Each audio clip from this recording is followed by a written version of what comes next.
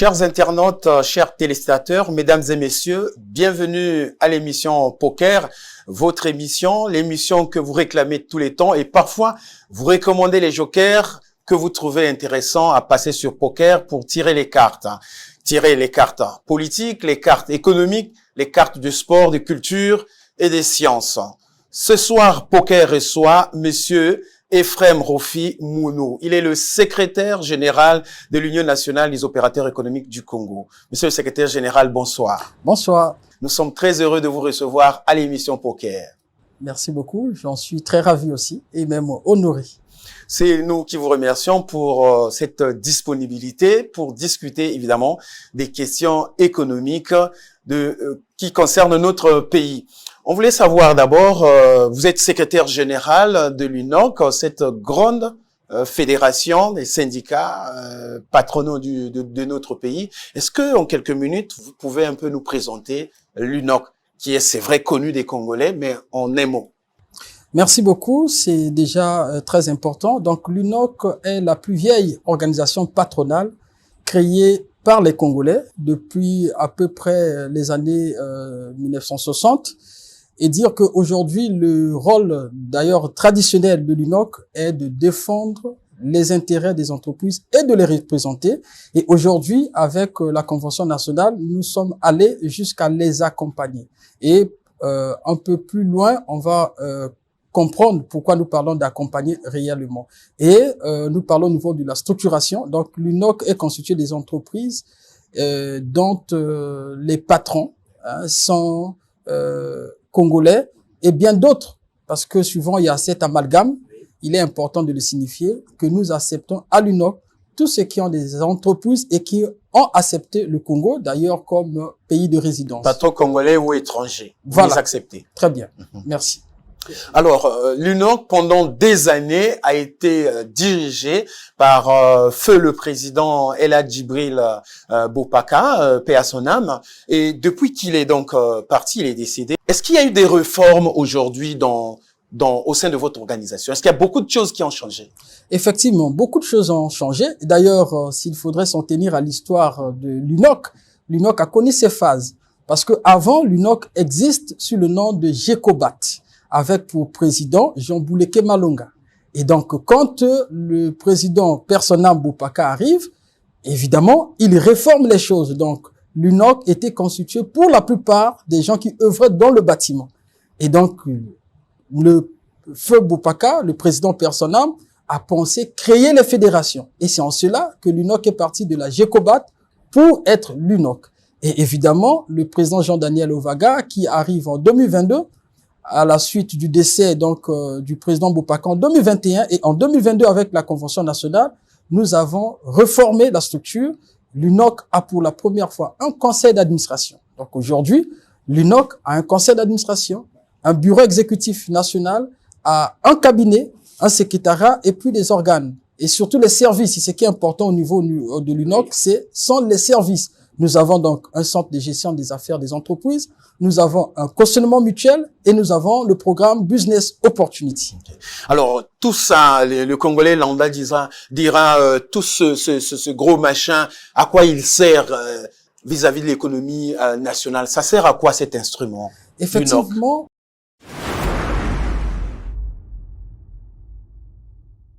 Et il faudrait dire, déjà quand on parle de l'accompagnement, nous aidons les entreprises à se structurer. Et donc, le centre de gestion des affaires des entreprises, en d'autres mots, dirais-je, était ou c'est un centre de gestion agréé.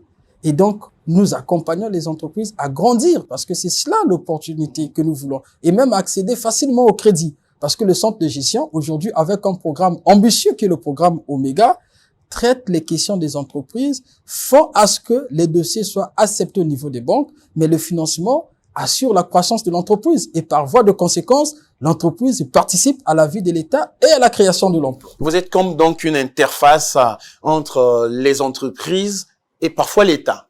Ben évidemment, puisque nous représentons les entreprises, l'État ne peut pas convoquer les entreprises de façon disparate. C'est donc l'UNOC. Quand vous adhérez à l'UNOC, c'est que vous acceptez à être représenté, à être défendu et à être accompagné. Parce que, n'oublions pas, nous faisons aussi ce travail de coaching À l'UNOC aujourd'hui, vous avez la notion d'entreprise active et d'entreprise inactive. Les passifs sont ceux-là qui remplissent les critères que nous avons définis au préalable, dont le premier critère, c'est d'avoir un siège. Aujourd'hui, vous ne pouvez pas prétendre être membre de l'UNOC si vous n'avez pas un siège social. Donc voilà à peu près déjà le coaching nécessaire que nous faisons. Après s'ensuit la question du management et de la suivi de la comptabilité. Beaucoup de chefs d'entreprise vous fait la critique selon laquelle que la direction de l'UNOC, depuis des années, la direction de l'UNOC est souvent prise par des gens qui n'ont pas d'entreprise, eux-mêmes qui sont pas chefs d'entreprise, qui n'ont pas de société, mais bon, qui se sont improvisés patrons de l'UNOC. Est-ce qu'aujourd'hui, les choses ont changé? Mais cette question n'est pas d'actualité. Le président de l'UNOC, qui est le docteur Jean-Daniel Ouvaga, n'est pas à présenter. C'est le patron de la clinique médicale Sécurex, implantée à Brazzaville, à Ouesso, à Casablanca et aujourd'hui au Centrafrique. Donc, et puis les vice-présidents. Vous avez le vice-président Jean-Claude Kenaka, qui est le patron du groupe OBT. Je pense que dans la ville du Brazzaville, vous voyez souvent OBT Notre Transitaire. Et vous avez la vice-présidente, Madame Kaba, qui est la patronne de la société Preft, une leader dans le transfert de fonds. Donc, vous voyez à peu près, aujourd'hui, je peux vous rassurer, à l'UNOC, vous ne pouvez pas retrouver ceux-là même qui n'ont pas d'entreprise, qui dirigent. Déjà que pour accéder au conseil d'administration de l'UNOC, il faudrait être de la première catégorie. Parce qu'à l'UNOC, aujourd'hui, nous avons 3 catégories. Nous avons la première catégorie, donc plus ou moins des entreprises assises. La deuxième catégorie, donc des très petites et moyennes entreprises. Et la troisième catégorie, de ceux-là que nous pensons accompagner. Donc déjà, il y a un dispositif. Quand vous représentez une entreprise. Il y a un dispositif qui a été mis en place de façon à ce que demain, on ne retrouve pas un boutiquier à la tête de l'UNOC.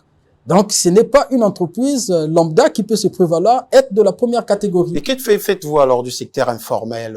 Ça ne vous concerne pas, hein? Alors ça, c'est une très très grande question. D'ailleurs, nous avons reçu une fiche sur notre table que nous entendons adresser à notre partenaire stratégique qui est l'État. Alors, nous, l'UNOC, on milite pour la transition des entreprises du formel, de l'informel vers le formel. Et ça, c'est vraiment une des missions que nous nous sommes imposées. Voilà. Et vous pensez que vous y arriverez parce que beaucoup de Congolais aujourd'hui exercent dans le formel et plusieurs enquêtes montrent d'ailleurs que l'informel aujourd'hui est le socle même de l'économie de la consommation congolaise, donc la consommation congolaise. Et aller dans l'informel, ça veut dire que c'est formaliser, avoir de papier, payer les taxes. Nombreux de Congolais ne sont pas prêts à le faire. Comment vous pensez aller les chercher pour formaliser leur entreprise? Effectivement, il y a aussi beaucoup, comme on dit, beaucoup qui ignorent certaines informations. Aujourd'hui, au niveau du Centre de gestion des affaires des entreprises, nous faisons ce qu'on appelle la veille juridique. Il y a bien des questions qu'on met à la lumière quand nous recevons ceux-là même qui veulent comprendre quel est le bien fondé d'aller vers le formel. Évidemment, c'est vrai qu'il y a encore beaucoup de verrous, mais nous essayons d'expliquer qu'il y a beaucoup à gagner, il y a beaucoup d'avantages. Si vous voulez grandir, vous avez besoin d'un financement, par exemple. Mais étant dans l'informel, vous ne pouvez pas accéder à un financement, par exemple. Donc, il y a beaucoup de raisons de migrer vers le formel pour bénéficier de beaucoup d'accompagnement. Et même, pour être à l'UNOC, il faut être formel. Voilà. Alors, l'un des grands combats de l'Union nationale des opérateurs économiques du Congo depuis des années, c'est le paiement de la dette commerciale, la dette intérieure. Quelle est la situation aujourd'hui, le paiement de la dette des opérateurs économiques?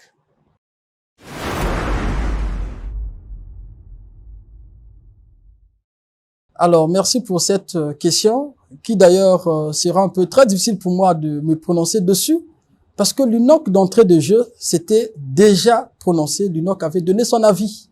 Parce que vous savez, il est très difficile de se prononcer sur un document qui a été signé par le chef de l'État, alors qu'il est de bonne loi pour le partenaire stratégique qui est l'État, de convier le patronat de discuter avant toute chose. Et donc, nous, quand on a été mis devant le fait accompli, déjà que c'est une dette qui a duré dans le traitement du paiement, nous avons, s'il faut s'en tenir aussi sur la loi du marché. Est-ce que vous parlez le même langage entre l'État et vous sur l'audit de la dette, le montant final, ou bien chacun a son montant comme toujours, hein? Non, le montant, j'ai cru comprendre qu'il y avait une commission qui a été mise en place pour traiter, mais l'UNOC avait quitté la table de négociation parce que dès le départ, on avait prédit l'avenir, ce que nous subissons aujourd'hui. Non seulement que la décote était un peu exagérée, et nous n'avons pas voulu être témoins de ça. Donc, l'UNOC avait quitté la table de négociation et toutes les autres organisations patronales le savent. Et nous, par contre, on avait proposé 3 pistes de sortie. Parce qu'on se disait, les temps sont durs, l'État ne pouvait pas peut-être avoir la totalité. Et lieu de procéder par la décote, il fallait seulement se dire, nous payons une partie. C'est-à-dire que les décotes qui arrivent jusqu'à 60% de la dette. 66% de la dette. Donc, nous, on se convenait pas. Et donc, on aurait souhaité proposer 3 pistes et nous avons même écrit aux autorités publiques. La première piste serait de payer en partie, par exemple, en procédant par l'exonération fiscale aux douaniers. Se dire, je donne par exemple une entreprise qui, à pignon sur rue, pourrait accepter d'être exonérée en termes fiscalo-douaniers pour récupérer une partie de la dette et l'autre partie être payée en numéraire. Alors, on a aussi proposé, par exemple, l'agrément dans les zones économiques spéciales. Parce que c'est cela aussi la promotion du contenu local dans les zones économiques spéciales comme investisseurs. Donc, on avait proposé comme deuxième option cela, payer en partie en donnant l'agrément dans les zones économiques spéciales. Examiner, bien sûr, c'était à examiner. Et donc, la dernière partie, puisque nous prenons l'agriculture qui est le premier pilier de notre plan national de développement. Donc, il était question de se dire, mais pourquoi ne pas proposer à cet opérateur qui a une grosse dette de lui donner une partie de terre en exigeant de développer l'agriculture, par exemple. Et là, il a la latitude, en ayant un titre foncier, il peut aller vers un partenaire extérieur pour, dans le cadre des joint ventures, et développer, par exemple, l'agriculture. Donc, voilà pourquoi les pistes que nous avons proposées pour regarder ensemble les questions de la dette. Vous n'avez pas été suivi. Mais non. Et donc, les autres, je dis bien les autres organisations, via le comité qui a été mis en place, c'était décidé. Mais c'est la démocratie, c'est la loi du plus nombre. Donc, nous avons quitté la table de négociation. Ils avaient soif d'argent en ce moment-là, ils voulaient être payés. Bon, on ne sait pas, on ne pourrait pas en dire plus, mais l'UNOC... Parce que peut-être qu'ils ont beaucoup attendu et trop attendu. Alors, c'était l'occasion, plus jamais, accepter 66% de décote plutôt que de ne jamais toucher son argent. On se poserait la question de savoir, est-ce que cela pourrait aider une entreprise qui a attendu longtemps? C'est ça la question. Et même les 66% de décote, parce qu'il y avait une condition préalable, le paiement d'abord des 10% et le reste, qui n'était pas encore programmé. Mais quand on a regardé ce schéma, nous, on avait trouvé que c'était pas très cohérent et l'UNOC ne pouvons pas s'imposer devant ce qui a été décidé, mais n'a pas voulu être comptable de cette situation. Donc, ce qui se passe aujourd'hui, nous ne sommes pas surpris. Mais on vous reproche aussi parfois le flou de cette dette intérieure. C'est vous qui faites des factures, la marchandise ou le travail n'a jamais été livré, vous surfacturez tout et vous mettez l'État au pied de mur. Est-ce que entre vous à l'intérieur, vous n'avez pas fait quand même un audit pour voir qu'il y a des opérateurs économiques qui n'ont jamais livré les travaux qui leur ont été commandés? Bon, je ne saurais pour cette question, je vais vous répondre clairement. C'est peut-être ailleurs, mais pas à l'UNOC. Nous avons, par exemple, une entreprise chez nous à l'UNOC, OB, qui a réalisé les travaux de la préfecture d'Evo. Et aujourd'hui, 2 préfets y ont habité. Le monsieur n'a jamais été payé. Et nous ne pouvons pas, comme je vous ai dit tantôt, défendre les dossiers que nous ne maîtrisons pas. Cela se passe ailleurs, mais pas à l'UNOC, que nous connaissons aujourd'hui. Est-ce qu'à l'UNOC, on ne trouve pas ces explorateurs économiques qui se baladent avec leur entreprise dans le sac devant le trésor public pour se faire payer? Ah là là. Alors, déjà, le président de l'UNOC est un modèle. Alors, aujourd'hui, à l'UNOC, je vous ai parlé des entreprises actives et inactives. Peut-être que dans le temps, ces entreprises ont existé, mais aujourd'hui, même pour ceux qui sont déjà membres, comme ceux qui adhèrent, il y a ce que nous appelons la campagne connaître nos adhérents. Vous ne pouvez pas adhérer à l'UNOC si le président de l'UNOC n'a pas visité votre siège.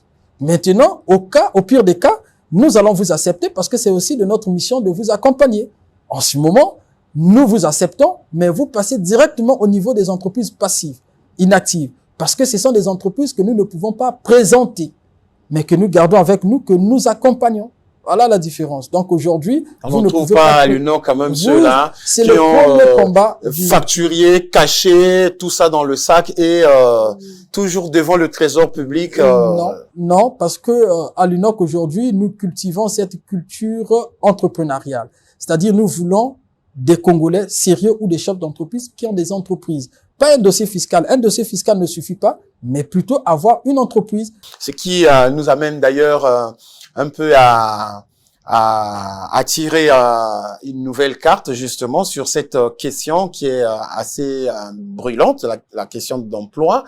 Alors, quelle est votre contribution à vous, l'UNOC, l'opérateur économique, c'est-à-dire les riches de ce pays? Quelle est votre contribution dans la création de l'emploi des jeunes?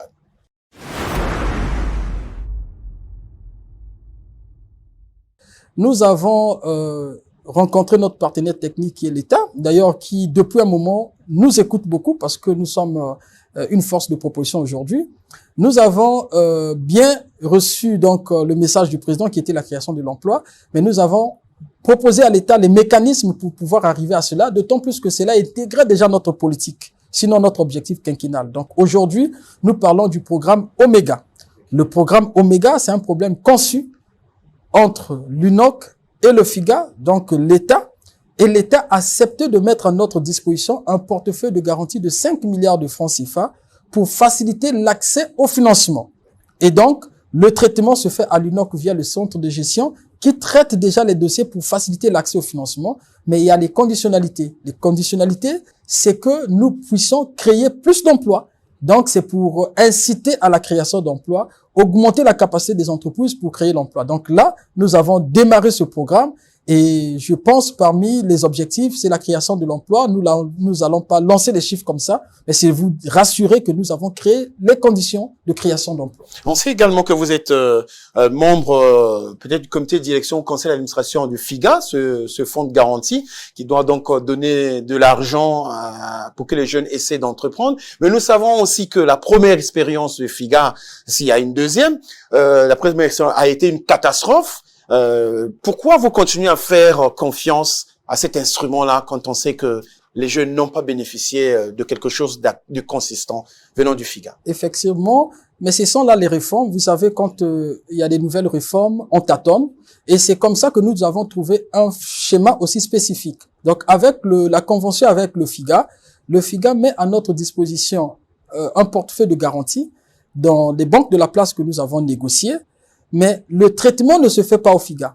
C'est l'UNOC via son centre de gestion qui fait le traitement et qui renvoie directement aux banques partenaires. Et avec le FIGA, nous nous sommes fixés des objectifs. Tout ça, évidemment, c'est pour essayer de contenir la difficulté.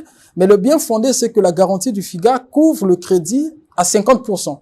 Et aujourd'hui, au sein de l'UNOC, nous avons créé ce que nous appelons le cautionnement mutuel, qui peut couvrir jusqu'à 20%, mais tout cela pour faciliter l'accès. Et donc, le chef d'entreprise n'apporte que 20%. Parce que avant, ce qui embêtait, c'était cela. Vous demandez le crédit, oui. On vous demande une garantie de 80%, alors que l'entreprise est en difficulté, cela s'avérait difficile. Donc aujourd'hui, nous donnons cela ou nous permettons cela à nos membres parce que nous les connaissons assez, nous les suivons et donc aujourd'hui c'est possible. Donc nous pouvons apporter une garantie à hauteur de 70% pour faciliter l'accès au financement. Et donc le dispositif FIGA aujourd'hui, c'est vrai qu'on ne peut pas travailler sans se faire confiance, mais nous avons aujourd'hui circonscrit les questions pour éviter évidemment les dérapages. Voilà. Mais justement, vous parlez donc on revient sur le plan Omega. Est-ce qu'on peut savoir comment ce plan que vous avez mis en place peut impacter aujourd'hui sur le chômage endémique de la jeunesse congolaise? Comment ça peut faire pour que les choses s'améliorent et comment les jeunes eux-mêmes seront au courant de ce plan-là? Effectivement, il y a un plan de communication qui est prévu. Alors Omega, c'est donc le nom du programme piloté par le Centre de gestion des affaires de l'UNOC, et donc qui a deux options.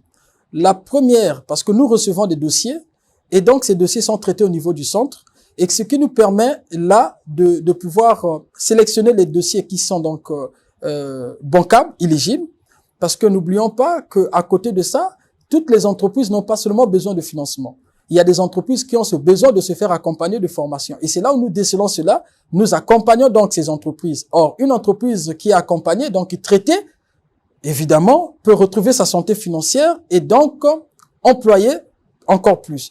Et ceux qui reçoivent le financement, la première des conditions, c'est la création de l'emploi tout en respectant la question du genre. Parce que n'oublions pas que l'UNOC, en dépit du message du chef de l'État, nous sommes co-signataires de la convention de l'OIT dans le cadre du travail décent. Et donc, c'est une obligation pour nous. Mais on sait que la plupart des jeunes aujourd'hui, expérience zéro, le crédit bancaire zéro, le fonds en compte également zéro. Comment vous pouvez les aider, les accompagner pour qu'ils aient confiance en eux-mêmes dans l'entrepreneuriat? Comment vous faites? Est-ce que le plan Omega a prévu tout cela? Parce qu'après les jeunes, ils n'ont rien. Il a fini à l'université, il n'a rien, il vient frapper. Vous ne traitez qu'avec les entreprises, lui, il n'a rien. Que doit-il faire, le jeune Congolais? Ok, mais merci beaucoup. Donc, pour le programme Omega, déjà, nous ne traitons pas avec les jeunes qui viennent de commencer. Déjà, pour être éligible à Omega, il faut être membre de l'UNOC depuis plus de 6 mois. Alors, c'est parce que nous voulons connaître, au fait, l'entreprise que nous nous permettons de faire accéder au crédit. Mais nous avons un autre plan. D'ailleurs, ce qui explique que hier, nous avons visité notre adhérent IMB. Nous soutenons les incubateurs, par exemple. Nous soutenons aujourd'hui les écoles parce que nous avons beaucoup d'adhérents en octroyant des stages en termes de stages d'immersion. Et donc, c'est ce que nous faisons plus pour accompagner les jeunes et n'oublions pas avec un coaching nécessaire. Donc, c'est un peu en ce sens. Mais le programme Omega est spécifique. Nous sommes en train de penser à un format qui devrait accompagner donc les jeunes en ce sens. Est-ce qu'il y a des activités justement qui vont arriver pour donner plus de précision, plus d'éclaircissement aux jeunes, ou bien ils peuvent déjà passer à vos bureaux pour s'informer que le plan Omega a été mis en place, il est fonctionnel? Très bien, mais déjà, nous avons beaucoup de canaux de communication et nous interagissons avec les jeunes. D'ailleurs, dans le cas des formations, nous les donnons cela, puisque n'oublions pas que ces jeunes ont aussi besoin d'avoir des modèles. Parce que souvent, on se braque sur le financement, mais le premier capital est souvent l'esprit, sinon l'intelligence et la matière. Donc, voilà pourquoi déjà, nous avons ce genre de séances, mais nous sommes en train de développer un programme spécifique orienté vers les jeunes, mais déjà que Omega, dans sa façon de faire, c'est déjà de recruter plus de jeunes. Donc, Monsieur le secrétaire général, très souvent, le Congo a toujours occupé un très mauvais rang en ce qui concerne le climat des affaires. Rien ne marche, les opérateurs économiques se plaignent, des tracasseries énormes de la part des autorités, des procédures interminables. Est-ce que l'UNOC, est-ce que vous avez des plaintes au sein de votre organisation?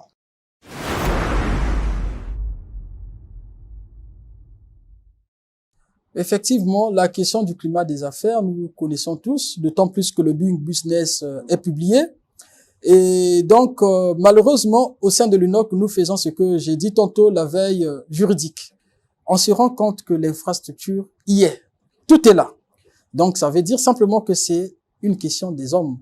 C'est une question de responsabilité. Chacun devait prendre ses responsabilités. Et donc, nous prenons évidemment ces doléances des entreprises, mais nous nous positionnons pas en victime. Mais nous, aujourd'hui, comme j'ai su le dire, nous sommes une force de proposition. Donc, nous proposons des choses. Parce qu'il faut proposer pour améliorer. Chacun doit contribuer pour faire bouger les lignes. Et aujourd'hui, parlant de ça, l'UNOC était à la manœuvre de la création du comité consultatif douane entreprise dont nous assurons la présidence. Donc, aujourd'hui, vous allez vous rendre compte au niveau du portuaire, tout ce qui est entreprise de transit, le climat est apaisé parce qu'aujourd'hui, nous pouvons échanger librement avec l'administration douanière sur des questions qui minent ce secteur. Donc, voilà à peu près des actions que nous posons concrètement pour faire bouger les lignes, pour améliorer le climat des affaires. Est-ce qu'il n'y a pas des contrôles des gens qui sont dans des chefs d'entreprise qui sont venus vous voir pour des contrôles assez répétitifs et parfois un peu intempestifs?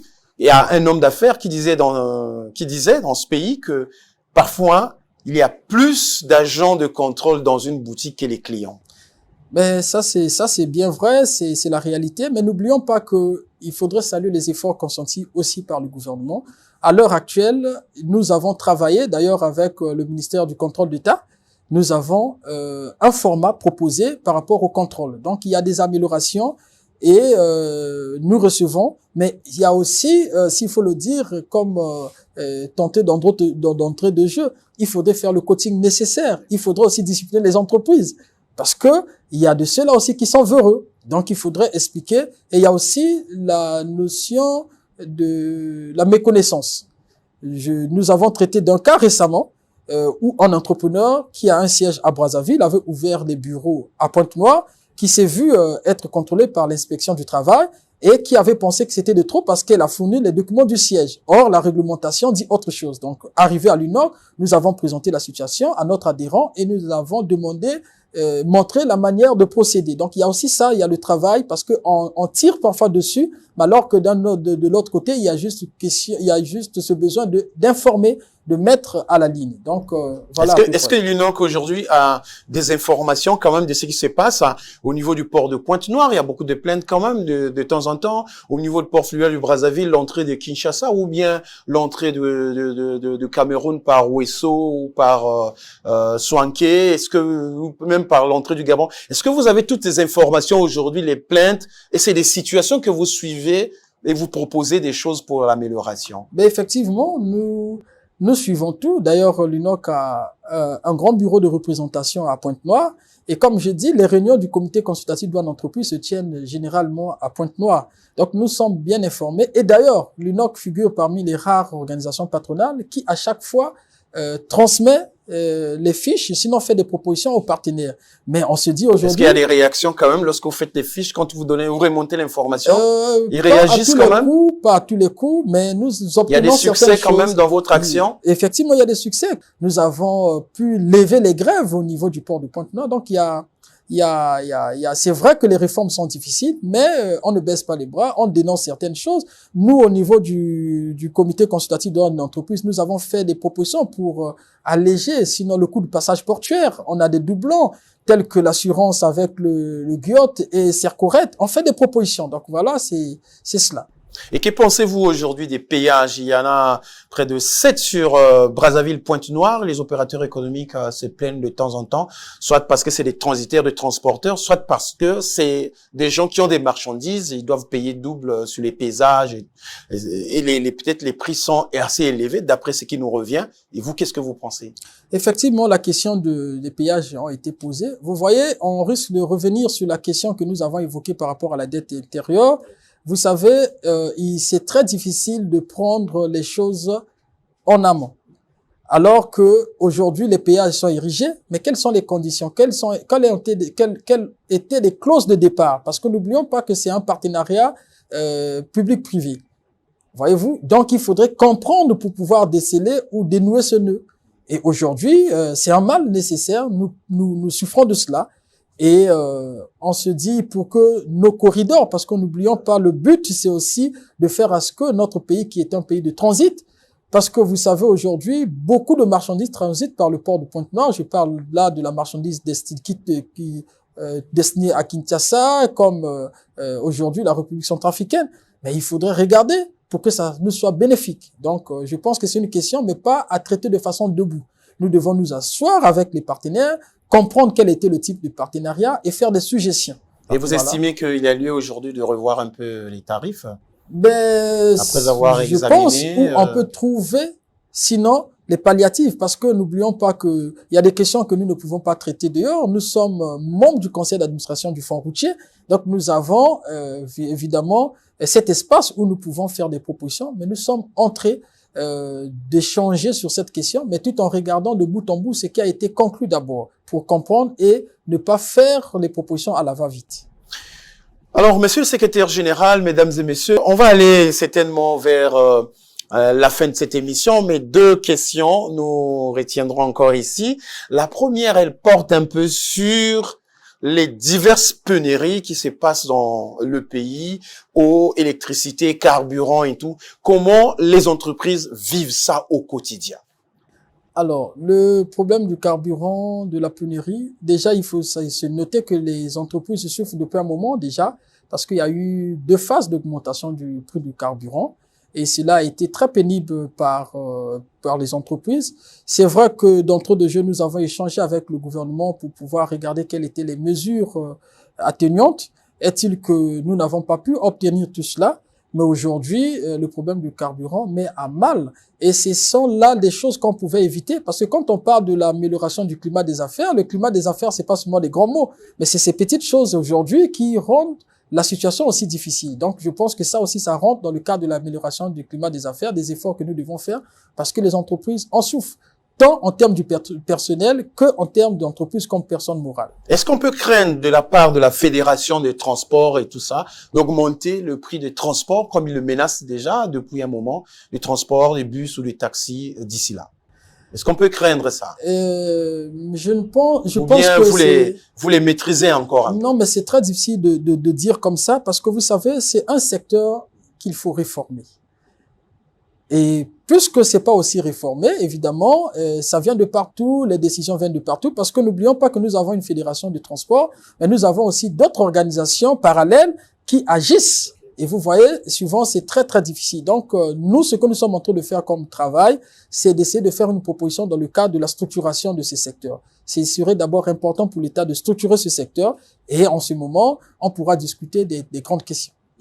Alors, monsieur le secrétaire général, après avoir dit tout ce que nous avons dit ici, que pensez-vous aujourd'hui un peu de l'avenir économique de notre pays, vous qui faites les affaires, vous qui avez la responsabilité de booster ou de relancer la consommation dans le pays. Que pensez-vous de l'avenir 2025? Comment vous voyez arriver les choses? Est-ce qu'il y a beaucoup d'espoir ou bien on devait encore serrer la ceinture et avancer? Parce que vous avez quand même le pouvoir économique. Le président de l'UNOC dit toujours qu'aucun pays au monde ne peut se réaliser sans un secteur privé fort. Et donc aujourd'hui, l'État a compris, l'État tend la main au secteur privé, et si cela est avéré, je pense que nous pouvons se prémunir d'un lendemain meilleur. Il faut garder espoir. Il faut garder espoir, il faudrait tendre la main au secteur privé. C'est l'entreprise qui crée la richesse.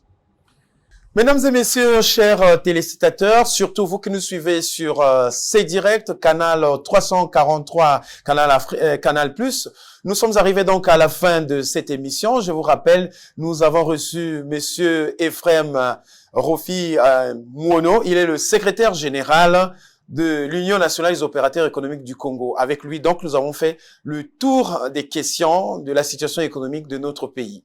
Merci et à jeudi prochain.